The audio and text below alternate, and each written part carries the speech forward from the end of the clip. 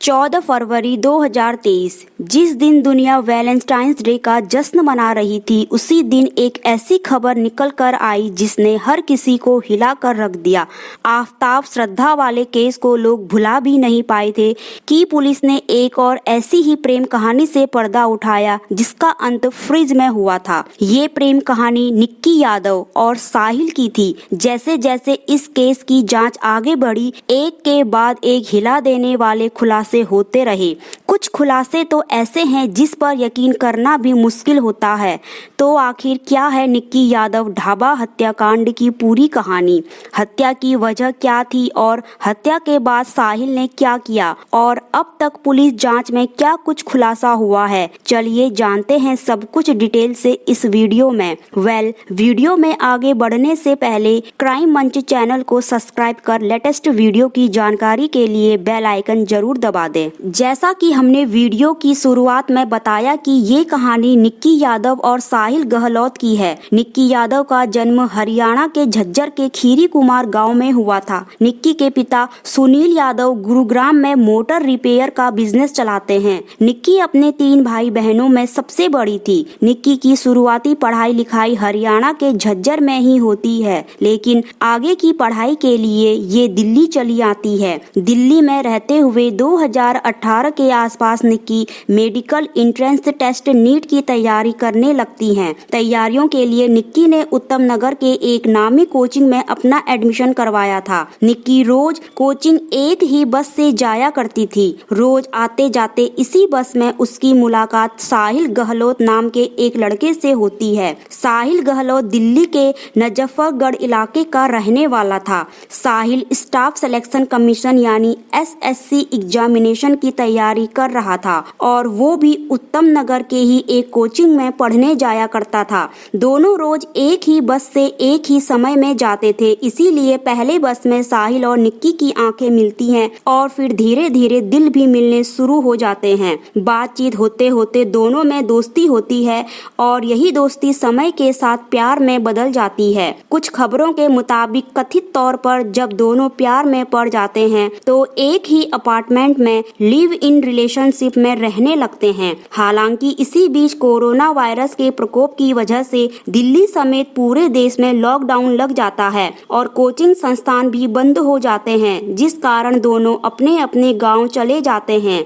जब लॉकडाउन खुलता है तो फिर यह दोनों वापस से साथ में रहने लगते हैं। वैसे निक्की यादव के पिता सुनील यादव बेटी के साहिल के साथ लिव इन रिलेशनशिप में रहने की खबरों को खारिज करते हुए कहते हैं कि निक्की कभी भी लिव इन में साहिल के साथ नहीं रही थी, बल्कि वह दिल्ली के बिंदापुर इलाके में एक किराए के मकान में अपनी छोटी बहन के साथ रहती थी। खैर, एक जिम्मेदार चैनल होने के नाते हम भी साहिल और निक्की के लिव इन में रहने के दावों की पुष्टि नहीं करते हैं। समय बीतता जाता है और दोनों का प्यार और ज्यादा परवान चढ़ता चला जाता है। प्यार में खो ये दोनों जब अपने एग्जाम में बैठते हैं तो दोनों ही नाकाम हो जाते हैं। मतलब निक्की नीट क्वालिफाई नहीं कर पाती है और साहिल SSC एग्जामिनेशन में सिलेक्ट नहीं हो पाता है। फेल होने के बाद ये दोनों एक ग्रेटर नोएडा के Galgotias college of engineering and technology में एडमिशन लेने का फैसला करते हैं। यहाँ निक्की इंग्लिश ऑनर्स विषय के साथ मास्टर ऑफ आर्ट्स में एडमिशन लेती है, जबकि साहिल फार्मेसी कोर्स में एडमिशन ले लेता है। दोनों अपनी पढ़ाई भी जारी रखते हैं और अपने रिलेशनशिप को भी आगे बढ़ाते रहते हैं। हर दूसरे रिश्तों की तरह इन दोनों के रिश्तों में भी कभी कभार उतार चढ़ाव आते रहते थे, मगर फिर भी ये दोनों अपने रिश्तों को निभाते रहते हैं। अब तक निक्की के लिए साहिल ही पूरी दुनिया बन चुका था और साहिल के लिए निक्की ही सब कुछ थी। लेकिन क्या वास्तव में ऐसा था? जवाब है नहीं, क्योंकि बीतते समय के साथ इन दोनों के रिश्ते में जहर घुलना शुरू हो जाता है और इस जहर का असर इतना भयानक होता है कि इसकी कल्पना कभी निक्की ने भी नहीं की होती है।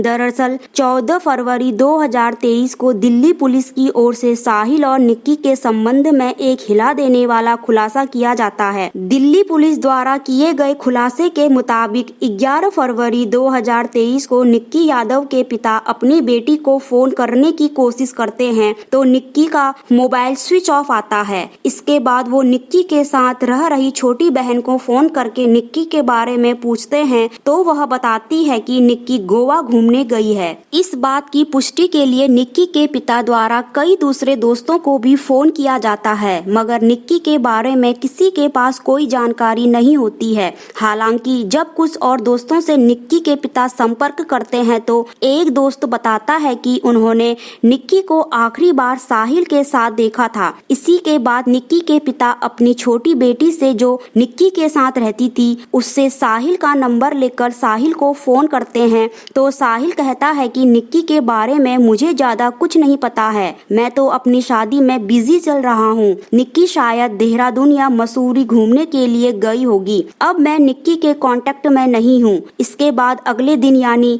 12 फरवरी को निक्की के पिता साहिल के पिता का नंबर कहीं से लेकर उनसे कांटेक्ट करते हैं तो वह भी कहते हैं कि मुझे आपकी बेटी के बारे में कुछ नहीं पता है। अभी निक्की के पिता अपने लेवल से बेटी को खोजने की कोशिश कर ही रहे थे कि इसी बीच 13 फरवरी को दिल्ली पुलिस के पास किसी का गुमनाम फोन आता है। फोन करने वाला व्यक्ति अपनी पहचान का खुलासा किए बिना कहता है कि मुजफ्फरगढ़ के एक ढाबा मालिक ने एक लड़की की हत्या करके लाश को ढाबे के अंदर ही छुपाया हुआ है। ये कॉल किसने किया था उस बारे में आधिकारिक तौर पर कोई जानकारी पुलिस की ओर से नहीं दी गई है। कथित तौर पर ये पुलिस का ही कोई इन्फॉर्मर था। इस कॉल के बाद दिल्ली पुलिस तुरंत हरकत में आती है और भागती हुई उसी ढाबे तक जाती है। ढाबा बाहर से बंद था। फिर ढाबे मालिक का पता लगाकर पुलिस वाले ढाबे को खोलते हैं तो वास्तव में फ्रिज में एक शव रखा हुआ था। यह शव किसी और का नहीं बल्कि निक्की यादव का ही था। कुछ खबरों के मुताबिक पुलिस ने गुमनाम कॉल पर कार्यवाही नहीं की थी, बल्कि जब निक्की यादव के पिता अपनी बेटी से संपर्क नहीं कर पा रहे थे तो वह पुलिस वालों को कांटेक्ट करते हैं। पुलिस वाले निक्की के साथ रह रही छोटी बहन से पूछताछ करते हैं तो वो साहिल का नाम लेती है। अब पुलिस साहिल से कांटेक्ट करने की कोशिश करते हैं मगर साहिल का मोबाइल स्विच ऑफ आता है। इसी के बाद पुलिस वाले भागते हुए साहिल के मित्राओं गाँव में स्थित घर पर जाते हैं मगर घर पर कोई भी नहीं मिलता है। इसके बाद पुलिस वाले तबातोड़ कई जगह छापेमारी करते हैं और अंत में पास के ही एक गांव से साहिल को गिरफ्तार कर लिया जाता है। लाश मिलने के बाद मीडिया में यह दावा किया जाता है कि एक लिव इन रिलेशनशिप में रह रहे बॉयफ्रेंड ने अपनी गर्लफ्रेंड की हत्या करके लाश को फ्रिज में छुपा दिया। लेकिन जब पुलिस मामले की तहकीकात करती है तो कुछ बेहद ही हैरान कर देने वाला खुलासा होता है। साहिल की गिरफ्तारी के बाद पूछताछ में हुए खुलासे के मुताबिक मीडिया अब तक जिसे साहिल के लिव इन पार्टनर बता रही थी वो आगे की जांच में साहिल की वाइफ ही निकलती है। दरअसल 2020 में जब दोनों का प्यार परवान पर था तभी दोनों 1 अक्टूबर 2020 को ग्रेटर नोएडा के आर्य समाज मंदिर में पूरे रीति रिवाज के साथ शादी कर लेते हैं। इस बात का खुलासा तब होता है जब पुलिस निक्की के कमरे की तलाशी लेते हैं तो वहां उन्हें कमरे से दोनों की शादी की तस्वीरें और सर्टिफिकेट मिलती हैं। मंदिर के रिकॉर्ड बुक से दोनों की शादी की पुष्टि हो जाती है। ये शादी दोनों ने अपनी मर्जी से की हुई थी मगर दोनों ही अपने अपने परिवार वालों से इस शादी के बारे में छुपाते हैं। इधर जब समय बीतने लगता है तो साहिल पर उसके परिवार वाले शादी का दबाव बनाने लगते हैं मगर साहिल लगातार शादी से इनकार करता रहता है। हालांकि जब परिवार वाले बहुत ज्यादा दबाव बनाते हैं तो साहिल परिवार वालों के सामने खुलासा करता है कि वो ऑलरेडी निक्की यादव नाम की लड़की से 2020 में ही शादी कर चुका है। खुलासे के मुताबिक इसी के बाद साहिल के परिवार वाले कहते हैं कि जितनी जल्दी हो निक्की से पीछा छुड़ाओ और तुम हमारी पसंद की लड़की से शादी कर लो। इसी के बाद साहिल अपने परिवार वालों के साथ मिलकर निक्की को रास्ते से हटाने के प्लान पर काम करने लगता है। इसी प्लान के तहत 9 फरवरी 2023 को दिन में साहिल की बड़ी ही धूमधाम से परिवार वालों की पसंद पसंद की लड़की के साथ इंगेजमेंट हो जाती है और फिर 1:30 बजे रात में साहिल अपनी पहली पत्नी निक्की यादव के अपार्टमेंट में जाता है। सीसीटीवी फुटेज से हुए खुलासे के मुताबिक यहाँ साहिल 2-3 घंटे तक रुकता है और फिर यहीं पर वो साजिश के तहत निक्की के साथ गोवा जाने का प्लान बनाता है। प्लान फाइनल हो जाने के बाद निक्की और साहिल सुबह 7 बजे 2 बैग में अपना सामान पैक करते हैं और निजामुद्दीन स्टेशन पर गोवा की ट्रेन पकड़ने के लिए चले जाते हैं। यहाँ ये दोनों काफी देर रुकते हैं मगर साहिल का टिकट कंफर्म ना हो पाने की वजह से ये ट्रेन नहीं पकड़ पाते हैं। इसी के बाद ये दोनों अब हिमाचल का प्लान बनाते हैं। ये दोनों अपनी Hyundai Verna car Anand Vihar railway station की तरफ मोड़ लेते हैं मगर यहाँ भी किसी वजह से दोनों का प्लान बदल जाता है और अभी दोनों ट्रेन के बजाय बस से हिमाचल जाने का प्लान बनाते हैं। इसी के बाद साहिल अपनी गाड़ी कश्मीरी गेट के पास निगम बोर्ड घाट के नजदीक लगाकर एक पेड़ के नीचे रोक देता है। यहाँ पर प्लान में हुए बदलाव की वजह से फिर गाड़ी में बैठे हुए साहिल और निक्की में जबरदस्त बहस हो जाती है।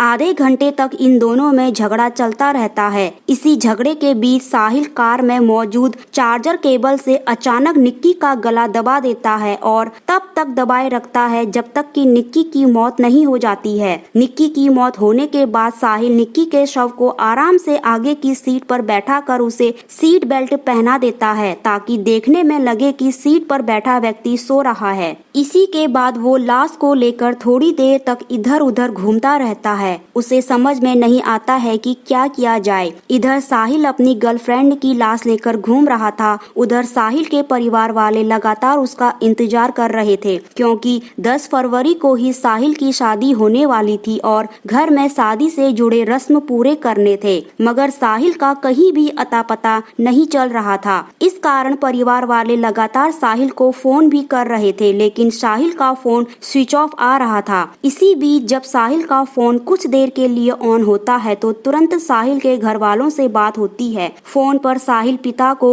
बताता है कि मैंने अभी अभी निक्की की जान ले ली है और उसकी लाश को लेकर कार में घूम रहा हूँ। कथित तौर पर इसी के बाद साहिल के पिता शव को लेकर अपने ढाबे की तरफ आने को कहते हैं और वो अपने 2 रिश्तेदार आशीष तथा नवीन के अलावा साहिल के 2 दोस्त अमर और लोकेश को साथ लेकर 3 अलग अलग कार में घर से निकल जाते हैं। थोड़ी देर बाद ही सभी ढाबे के रास्ते में साहिल से मिलते हैं और सभी मिलकर शव को ढाबे के फ्रिज में डालकर वापस घर पर शादी के लिए चले जाते हैं। जहां इन लोगों ने निक्की की डेड बॉडी को छुपाया था वह खाओ पियो ढाबा साहिल का ही था। इन दिनों साहिल की शादी की तैयारियों की वजह से ढाबा बंद ही था, इस कारण किसी को लाश की भनक नहीं लगती है। ये सब कुछ करने के बाद साहिल निक्की के मोबाइल से अपनी चैट्स और कॉल हिस्ट्री को भी डिलीट कर देता है। 10 फरवरी को ये लोग मिलकर शव को फ्रिज में छुपाते हैं और फिर वापस अपने गांव जाते हैं जहां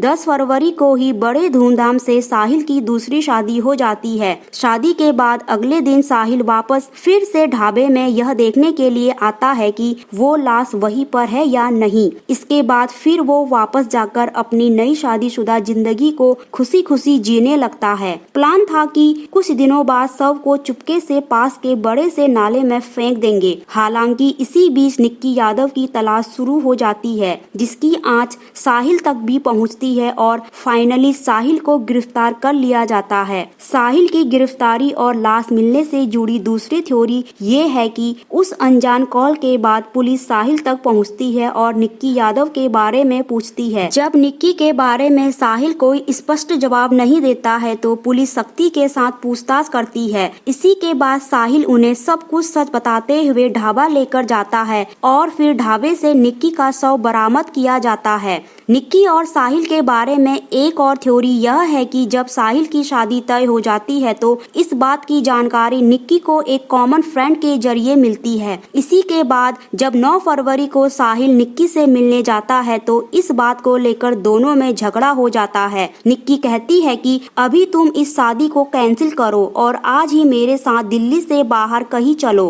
पहले तो साहिल मना करता है मगर निक्की के जोर देने पर ये दोनों गोवा का प्लान बनाते हैं और फिर आगे वही सब कुछ होता है जो हमने आपको जस्ट अभी थोड़ी देर पहले बताया है। साहिल से पूछताछ में यह भी खुलासा होता है कि कार के अंदर झगड़े की वजह गोवा और हिमाचल जाने के प्लान में बदलाव के साथ साथ निक्की की धमकी भी थी। दरअसल निक्की साहिल को धमकी देने लगती है कि अगर तुम अभी मेरे साथ दिल्ली से बाहर नहीं गए तो मैं तुम्हारे शादी के फंक्शन में पहुंचकर मेरी तुम्हारी शादी की 2020 वाली फोटो और सर्टिफिकेट सबको दिखाऊंगी और तुम्हारी शादी नहीं होने दूंगी। इसी बात पर झगड़ा काफी बढ़ जाता है और इस झगड़े का अंत निक्की के सांस थमने से ही होता है। पहले तो साहिल कहता है कि उसने निक्की के मर्डर को अकेले अंजाम दिया था, मगर आगे की जांच में खुलासा होता है कि साहिल के इस पूरे प्लान में साहिल के पिता, साहिल के 2 दोस्त के अलावा साहिल के परिवार के कुल 5 सदस्य शामिल थे। इसी आधार पर पुलिस 18 फरवरी 2023 को साहिल के पिता वीरेंद्र सिंह, साहिल के दोस्त अमर सिंह और लोकेश तथा कजन्स आशीष और नवीन को गिरफ्तार कर लेती है। नवीन पर 2018 में ही एक छेड़छाड़ का मामला दर्ज हुआ था। नवीन ने ही साहिल को निक्की के मोबाइल से चैट और कॉल हिस्ट्री डिलीट करने को कहा था।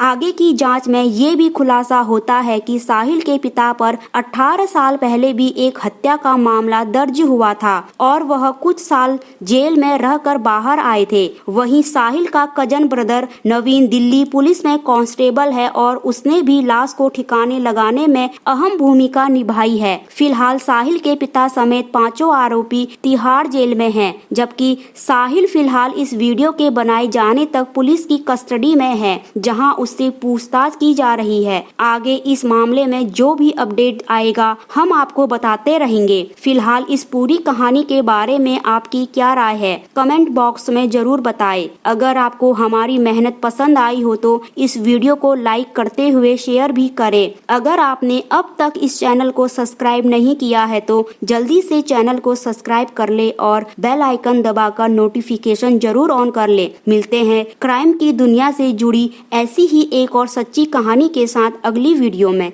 धन्यवाद।